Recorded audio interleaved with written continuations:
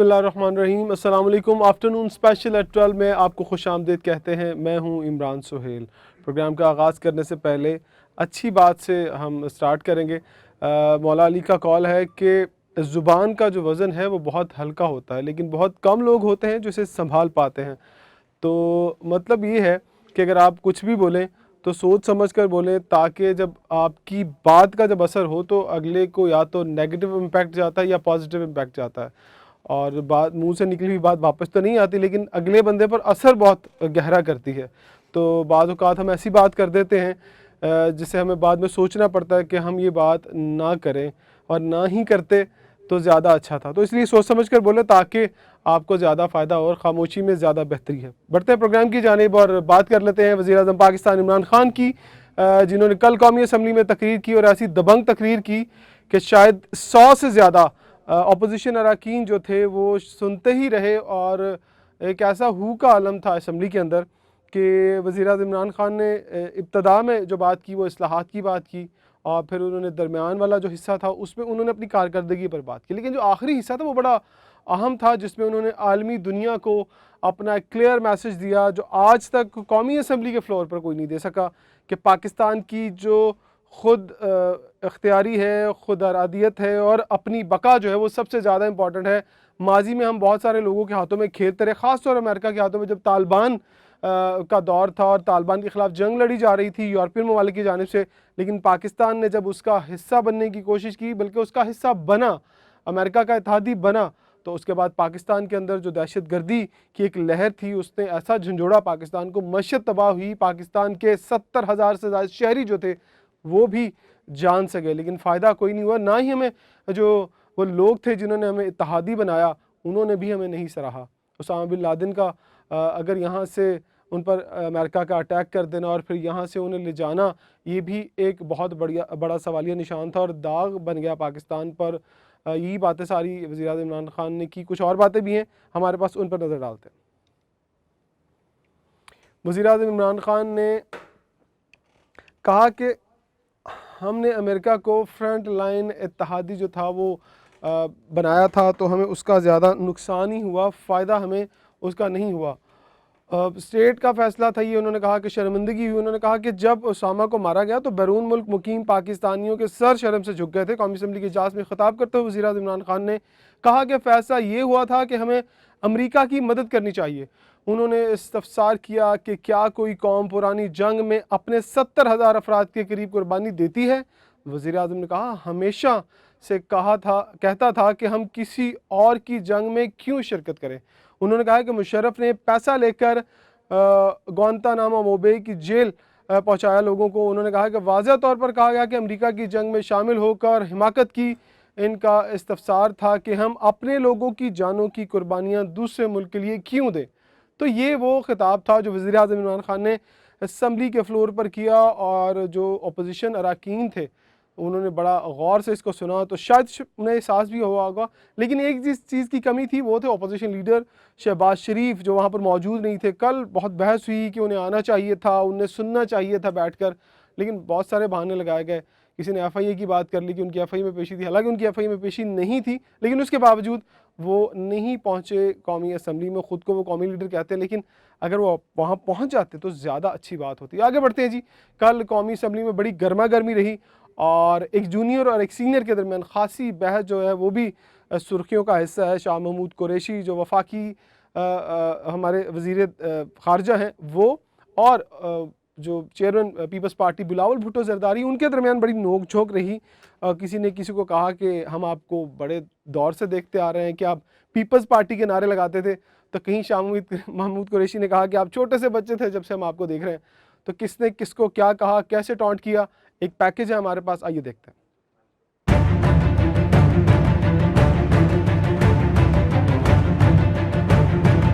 Pakistan peoples party के chairman Bilawal Bhutto ने वज़ीर ख़ारजा शाह महमूद कुरैशी को हुकूमत के लिए ख़तरा करार दे दिया।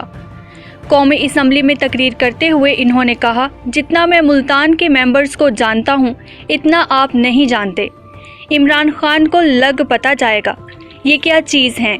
बिलावल ने कहा, मैं अपने बचपन में शाह महमूद को जिए भुट्टो और एक बार फिर जरदारी का नारा लगाते देखा है। स्पीकर, जितना हम जानते हैं ना फाजिल मेंबर मुल्तान को, उतना तो आप जानते ही नहीं हो। अभी खान साहब तो पहचानेगा कि ये क्या चीज है। अभी खान साहब को लग पता चलेगा कि ये क्या चीज है। कौमी असम्बली में chairman Pakistan peoples party Bilawal Bhutto Zardari की तंदोतेज तकरीर के जवाब में शाह महमूद कुरैशी ने कहा, ये पर्ची लेकर आते हैं, चाबी लगती है और ऑटो पर लग जाता है, अभी वक्त लगेगा बच्चे। अपनी तकरीर जारी रखते हुए इन्होंने कहा, बच्चा परेशान हो गया है। जब ये कोने में खड़े होकर झिड़कियां खाते थे तब से बिलावल को जानता हूँ। मैं भी इनको जानता हूं, जब ये इतने से थे, इतने से कोने में खड़े होते थे और झिड़कियां खाते थे, मैं इनको तब से जानता हूं। मैं इनको भी जानता हूं, इनके बाबा को भी जानता हूं। ये मुझे क्या जानते हैं? ये मुझे क्या जानते हैं, शाह महमूद कुरैशी ने कहा, और उन्होंने कहा कि वो इन्हें बहुत जानते हैं। खैर, जानने या ना जानने की बात थी, वो हमने आपको दिखाई कि कौन किसको ज़्यादा अच्छी तरह जानता है। आगे बढ़ते हैं जी। लेकिन हम ये जानते हैं कि LPG के जो माहदे हुए थे साबका हुकूमत ने किए थे, शाहिद खाकान अब्बासी बहुत ज़्यादा जो है वो रहे इन और ख़बरों की ज़ीनत बने, और इस पर बहुत ज़्यादा तहकीकात भी, स्कैंडल भी सामने आए।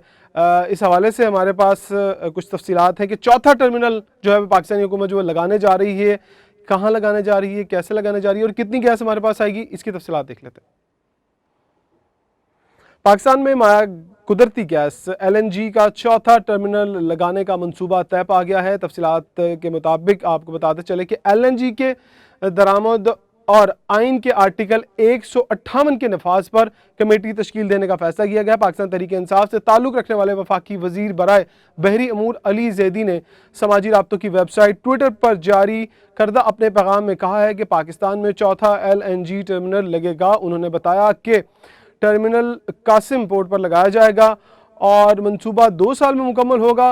PTI के वफाकी वजीर अली जैदी ने कहा कि जापानी कंपनी $300 मिलियन के सरमायाकारी का फैसला किया है। वफाकी वजीर अली जैदी ने यह भी कहा कि टर्मिनल पर 90 LNG कार्गो शिप लंगर अंदाज हो सकेंगे, जबकि टर्मिनल के लिए 24 किलोमीटर तवील पाइपलाइन भी बिछाई जाएगी। तो इट्स अ बिग अचीवमेंट, बड़ा मंसूबा है, और अगर ये मुकम्मल हो जाता है अगले इलेक्शन आने से पहले और गैस वाफिर मिकदार में हमारे पास पहुंच जाती है, तो फिर मेरा ख्याल है कि काफ़ी रिलीफ मिलेगा हुकूमत को कि उन्होंने कोई अच्छा काम किया है और गैस की जो शॉर्टेज है वो अच्छी खासी जो है पूरी हो सकती है। आगे बढ़ते जी, LPG के हवाले से बात कर लें। पेट्रोल की जो कीमतें हैं वो तो बड़ी ही बड़ी हैं, उसके बाद LPG की कीमतों में भी इजाफा हुआ, जिससे महंगाई में किस हद तक इजाफा होगा ये आने वाले दिनों में सामने आएगा। कुछ तफसीलात हैं कि LPG की गैस कितनी महंगी हुई है, आइए आपको बताते हैं। पेट्रोल के बाद LPG भी महंगी हो गई है। ओगरा ने LPG की फ़ी किलो कीमत में 18 रुपये और 84 पैसे का इजाफा कर दिया है। घरेलू सिलेंडर 222 रुपये 28 पैसे महंगा हो गया है। 11.8 किलोग्राम घरेलू सिलेंडर की नई कीमत 1889 रुपये 57 पैसे हो गई है। हुकूमत ने 31 मई 2021 को भी LPG की कीमत बढ़ाई थी। 1 जून से LPG का घरेलू सिलेंडर 94 रुपये 99 पैसे महंगा किया गया था। तो ये तो था जो महंगाई की गई। मईशत के हवाले से भी बात कर लेते हैं कि जुलाई के पहले दिन जो था वो मईशत की सूरत हाल क्या थी और महंगाई किस तरह पर, आलमी बैंक से कितने कर्जे लिए, इस हवाले से हमारे पास एक रिपोर्ट है। रिपोर्ट देख लेते हैं, उसमें देखते हैं कि किस तरह से आलमी बैंक से कर्जे लिए गए और महंगाई की शरह में इजाफा हुआ। हुकूमत ने एक बार फिर पेट्रोलियम मसनूआत की कीमतों में इजाफा कर दिया। पेट्रोल 2 रुपये और डीजल 1.44 रुपये फ़ी लीटर महंगा हो गया। नई कीमतों का इतलाक आज से होगा। सोने की कीमत में मुसलसल कमी देखने में आ रही है। गुज़िश्ता रोज़ फ़ी तोला 600 रुपये सस्ता होने के बाद कीमत 1,08,000 रुपये हो गई है।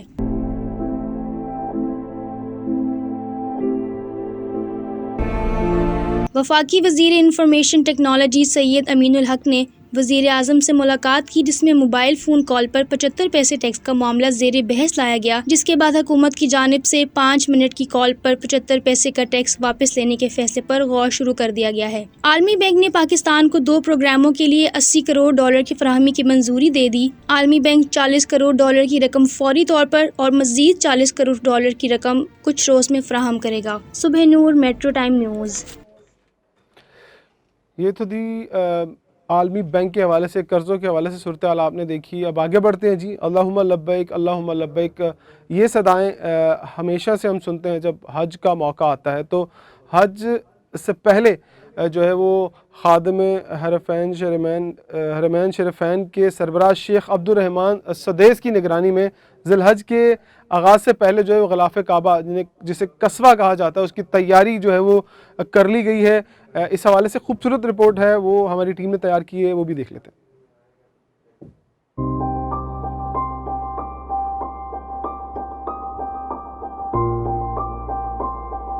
खादिम हरमैन शरीफैन के सरबराह शेख अब्दुल रहमान अल सदीस की निगरानी में ज़िलहज के आगाज़ से कबल ग़िलाफ़ काबा तैयार कर लिया गया।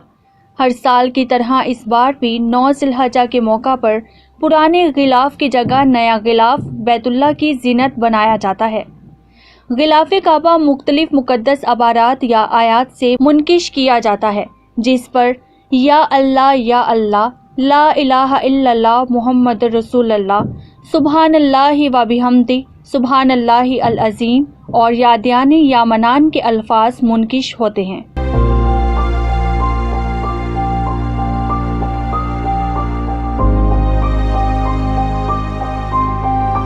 ग़िलाफ़ काबा में मजमूई तौर पर 16 मुख्तलिफ पट्टियाँ शामिल की जाती हैं। इनमें 6 इजाफ़ी पट्टियाँ भी शामिल हैं। ज़ेरी पट्टी में 12 शमों की इजाफ़ी पट्टियाँ शामिल की जाती हैं। इनमें से 4 पट्टियों को अरकान काबा के साथ लगाया जाता है। ग़िलाफ़ काबा की तैयारी में 670 किलोग्राम खाम रेशम, जबकि अंदरूनी हिस्से को स्याह रंग में रंगा जाता है। इसी तरह 120 किलोग्राम सुनहरी धागा और 100 किलोग्राम चांदी का धागा ग़िलाफ़ की तैयारी में इस्तेमाल होता है।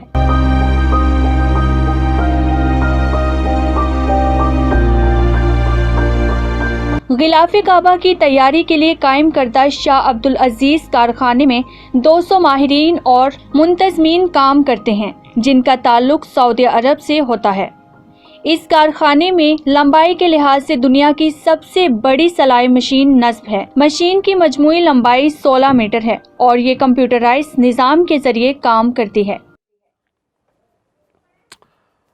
ये आपने रिपोर्ट देखी जिसमें दिखाया गया कि किस तरह से ग़िलाफ़ काबा कस्बा जो है वो तैयार किया गया है और कितनी मेहनत और कितने दिल से तैयार किया गया है। और हम अब आगे बढ़ेंगे जी। अब बात कर लेते हैं मोबाइल्स की और जदीद टेक्नोलॉजी की। किसको ज़रूरत नहीं होती है, कौन नहीं चाहता कि उसके पास अच्छे से अच्छा मोबाइल हो। और चीनी कंपनी है, उन्होंने अपना एक नया मोबाइल तैयार किया गया है। रियलमी मोबाइल कंपनी की जानिब से नार्ज़ो 30 को पाकिस्तान में मुतारफ़ करा दिया गया है। इसकी भी तफसीलात आपको बताते हैं कि इसके फ़ीचर्स क्या हैं। रियलमी ने गुज़िश्ता साल फरवरी में नार्ज़ो 30 सीरीज़ के 2 स्मार्टफोन्स नार्ज़ो 30A और 30 प्रो 5G मुतारफ़ कराए थे और अब चीनी कंपनी ने इस सीरीज़ का स्टैंडर्ड मोबाइल नार्ज़ो 30 की शक्ल में पेश किया है। रियलमी और नार्ज़ो 30 में 6.5 इंच का full HD plus display 90 hertz refresh rate के साथ मुतारफ़ कराया गया है। मोबाइल फ़ोन डिस्प्ले के ऊपर 22 कोने में 16 मेगापिक्सल सेल्फ़ी कैमरा भी लगाया गया है। फ़ोन में मीडियाटेक का हेलो G95 प्रोसेसर मौजूद है, जिसके साथ 6GB रैम और 128 GB की जो स्टोरेज है वो इसमें रखी गई है। अच्छी खासी स्टोरेज है और जो आजकल फ़ोन यूज़ हो रहे हैं उसके मुताबिक एक स्टैंडर्ड फ़ोन जिसे कहा गया, और ये एक स्टैंडर्ड ही चल रहा है कि लोग इस जो एक्सेसरी है इस तरह की और इसी तरह के फ़ीचर जो है वो लोग पसंद करते हैं और इतनी मेमोरीज़ लोगों को चाहिए। अब किसी के पास इतना टाइम नहीं है कि वो अपनी वीडियोस डिलीट करे, अपनी पिक्चर्स डिलीट करे। वो चाहते हैं कि 1-2 साल उनका जो डाटा है वो उनके पास पड़ा रहे। तो ये एक अच्छा फ़ोन मुतारफ़ करवाया गया है। आगे बढ़ते हैं जी। हमारे पास ख़बर है कि पाकिस्तान काफ़ी चीज़ों में ख़ुद कफ़ील हो चुका है। पाकिस्तान अगर हवाई जहाज़ बना सकते हैं हम, तो फिर ये वेंटिलेटर क्या चीज़ है। कोरोना जब पाकिस्तान में आया तो सबसे पहला जो हमें सामना करना पड़ा वो वेंटिलेटर्स का था। हॉस्पिटल में कितने हैं कितने नहीं हैं, ये बहुत बहस हुई। इतने कम थे कि जिस तरह से हलाकतें और इन्वॉल्वमेंट थी लोगों की वेंटिलेटर्स पर आने की, ये हमें ख़दशा हमेशा से रहा कि अगर कमी हो गई तो किस तरह से लोगों को संभाल पाएंगे। लेकिन पाकिस्तानी हुकूमत ने फिर ये फैसला किया, जब फवाद चौधरी वज़ीर साइंस एंड टेक्नोलॉजी थे, उन्होंने तब से ये कोशिश की, और अब तो खैर उनकी वजारत चेंज होकर वजारत इत्तलात में वो आ चुके हैं, लेकिन उस वक्त उन्होंने जो काम शुरू किया था अब वो पाया तकमील तक पहुँचा है और पाकिस्तान ने खुद साख्ता जो है वो वेंटिलेटर्स तैयार किए हैं। इस हवाले से हमारे पास एक रिपोर्ट है, आइए देखते हैं।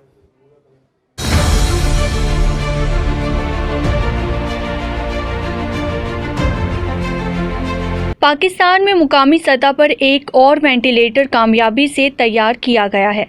मुकामी तौर पर तैयार करदा वेंटिलेटर का नाम पाक वेंट 1 का नाम दिया गया है।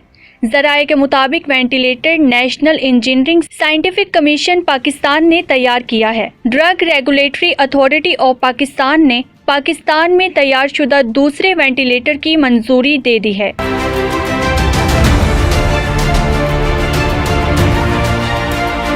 सरबराह रेप डॉक्टर आजम राउफ ने पाक वेंट 1 रजिस्ट्रेशन की तस्दीक करते हुए कहा है कि पाक वेंट 1 रजिस्ट्रेशन के बाद इस्तेमाल होगी। डॉक्टर आजम राउफ ने कहा है कि पाक वेंट 1 की रजिस्ट्रेशन 5 साल के लिए की गई है। पाक वेंट 1 वेंटिलेटर की सर्विस लाइफ 10 साल है। CI और ड्रैप के मुताबिक पाकिस्तान में मेडिकल डिवाइसेस की तैयारी का आगाज खुश आइंदा है। अरूज फातिमा, मेट्रो टाइम न्यूज़। ये तो थी पाकिस्तान में बनने वाले वेंटिलेटर्स और उनकी बात। कौमी टीम इस वक्त जो है वो इंग्लैंड में मौजूद है, शहर है डर्बीशायर, और वहाँ पर टीम जो है वो जमकर जो है वो प्रैक्टिस कर रही है, क्योंकि 3 T20 और 3 वनडे मैचेस हमने इंग्लैंड के साथ खेलने हैं। इंग्लैंड दुनिया की नंबर 1 टीम है और हमें अगर अच्छी परफॉर्मेंस देनी है तो हमें प्रैक्टिस भी अच्छी करनी है। मौसम बहुत मुख्तलिफ है अबू धाबी से, और अगर बात कर लें इंग्लैंड की तो आई थिंक टेम्परेचर का इतना ज़्यादा फ़र्क है कि हमें एडजस्ट करने में थोड़ा टाइम लगेगा, और मे बी अगर हम मैच हारे तो प्रेस कॉन्फ्रेंसेस में ये बात ज़रूर सामने आएगी कि मौसम का फ़र्क था। हम ऑलमोस्ट 45 के टेम्परेचर से निकल कर जब हम गए हैं 10 के टेम्परेचर पर, तो हमारी जो फिज़ीक थी जो हम उसको अडॉप्ट नहीं कर पाए उस टेम्परेचर को, तो इसलिए शायद परफॉर्मेंस में फ़र्क आया। लेकिन अगर आप प्रोफेशनल क्रिकेटर हैं, अगर आप प्रोफेशनल क्रिकेट खेलते हैं, तो फिर आपके ये सारे बहाने किसी काम के नहीं हैं, क्योंकि आप जो पैसा लेते हैं, जो आप पर इन्वेस्ट होता है, जो आपको तैयार किया जाता है, वो इसीलिए तैयार किया जाता है कि आप हर जगह पर जाकर खेलने के काबिल हो। इसीलिए आप कौमी टीम में आते हैं और इसीलिए आपको स्टार्स भी कहा जाता है। और बताते हैं आपको तफसीलात कि क्या कर रही है डर्बी में कौमी क्रिकेट टीम। कौमी क्रिकेट टीम का जो स्क्वाड है वो डर्बी में ट्रेनिंग सेशन जो है वो कर रहा है। तफसीलात के मुताबिक खिलाड़ियों ने बैटिंग, बॉलिंग और फील्डिंग प्रैक्टिस के जो सेशन हैं वो भरपूर तरीके से किए हैं। जो कोच हैं मिसबाह हक वो ख़ासी नज़र रखे हुए हैं और 4 घंटे तक जो है वो ट्रेनिंग सेशन जारी रहता है। कोच मिसबाह हक ट्रेनिंग सेशन के दौरान पूरी निगरानी कर रहे हैं। इसके अलावा कौमी स्क्वाड के जितने भी खिलाड़ी हैं उनका जो कोविड का रैपिड कोविड टेस्ट है वो भी मनफी आ चुका है। जो आप बैक टू बैक लेते हैं कोविड टेस्ट लेते हैं, इंग्लैंड के अंदर खासी सख्ती है, क्योंकि जब हम अबू धाबी से गए थे पाकिस्तान में कोविड था, कोविड ने उठाकर हमें अबू धाबी में भेजा, वहाँ भी कोविड था, वहाँ भी हमने बिना शाकीन से क्रिकेट खेली।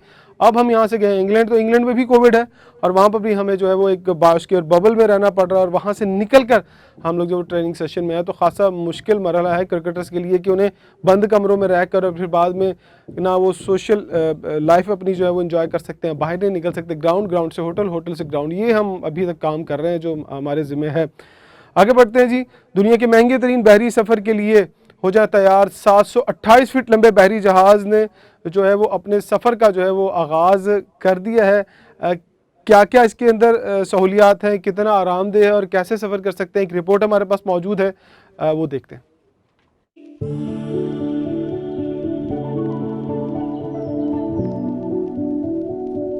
दुनिया के महंगे तरीन बहरी सफ़र के लिए हो जाएं तैयार, जिसमें 1 अरब 75 करोड़ मालियत का अपार्टमेंट आपका मेज़बान बनेगा। 728 फुट लंबे बहरी जहाज़ में दुनिया की तमाम आसाइशों से भरपूर 39 घर आपके आराम के लिए मौजूद हैं। जहाज़ को 2024 में सफ़र के लिए पेश किया जाएगा। 6 मंजिला सुपर लग्जरी बहरी बेड़े के हर अपार्टमेंट में किचन, जिम, लाइब्रेरी, अंदर और बाहर खाने का हॉल और बहुत कुछ मौजूद होगा। खूबसूरत बहरी सफर को मजीद यादगार बनाने के लिए 6 मंजिला बहरी जहाज तमाम जदीद सहूलतों से आरास्ता होगा। स्विमिंग पूल के साथ खाना खाने की सहूलत भी मौजूद होगी।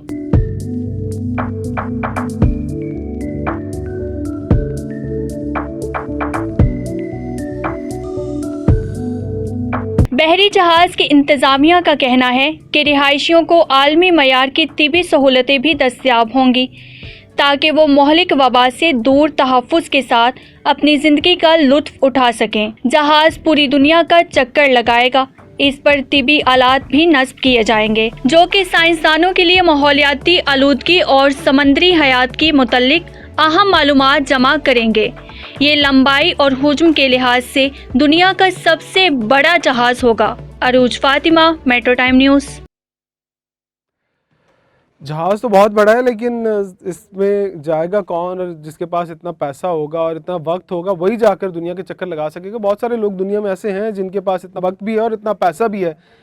खैर, एक घर की बात कर रहे हैं, लोगों के पास इतना पैसा कि पूरा पूरा जहाज़ ख़रीद कर उस पर सफ़र कर सकते हैं। खैर, आगे बढ़ते हैं जी। हमारे पास शोबे से ख़बर है कि जो आलमी शोहरत याफ्ता पाकिस्तानी गुलकार आतिफ़ असलम, जिनका डंका जो है वो ना सिर्फ पाकिस्तान बल्कि हमारे हमसाया मुल्क भारत और उसके बाद पूरी दुनिया में बजता है, और लोग उनका जो शो है, उनका कॉन्सर्ट देखने के लिए महंगे महंगे टिकट लेकर जो है वो आते हैं। बॉलीवुड में बड़े मशहूर हुए, लॉलीवुड में बड़े मशहूर हुए, लेकिन अब उनका एक और गाना है जिसके आते ही जो सोशल मीडिया पर जो है वो धूम मच गई है, और गाना है दिल जलाने की बात। बात तो वो दिल जलाने की कर रहे हैं, लेकिन लोग क्यों खुश हो रहे हैं और लोगों में इतनी एक्साइटमेंट क्यों है, हमारे पास एक रिपोर्ट है, उसमें देख लेते हैं।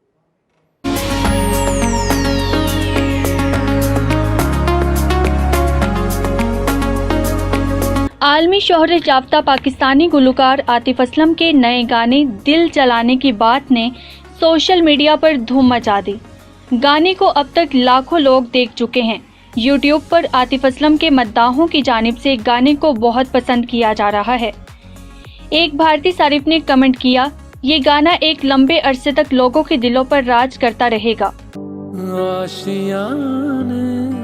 की बात करते हो। एक और सारिफ ने कहा कि आतिफ असलम वाहिद गुलकार हैं जो माजी के गानों के साथ इंसाफ करते हैं और बहुत अच्छा गाते हैं। ये गाना इससे कबल पाकिस्तान की मारूफ गुलकारा फरीदा खानम ने गाया था। ये गाना 4 मिनट 44 सेकंड पर मुश्तमिल है। आतिफ असलम के गाने ने सोशल मीडिया पर धूम मचा दी है और लगता है ये गाना मदाहों के लिए यादगार साबित होगा। अरूज फातिमा, मेट्रो टाइम न्यूज़।